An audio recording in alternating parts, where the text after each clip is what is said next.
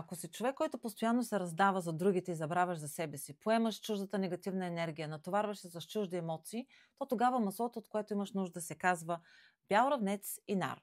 Маслото от бял равнец всъщност е синьо. Редовната употреба на това масло ще ви помогне да се чувствате спокойни и стабилни, дори около вас да цари пълен хаос. Помага в ситуации, когато сме изпаднали в емоционален срив, нямаме абсолютно никаква мотивация или когато не е нужно да балансираме мъжката и женска енергия.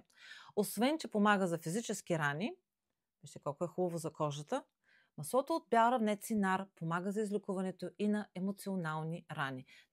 Не случайно това е едно от естеричните масла, които всяка една жена трябва да носи в дамската си чанта, защото работи на емоционално, хормонално и физическо ниво.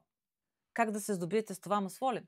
Най-добре ми пишете лично, защото ще ви кажа не само как и откъде да си го купите, но и ще ви науча как да го използвате, за да може максимално да се възползвате от качествата на това масло.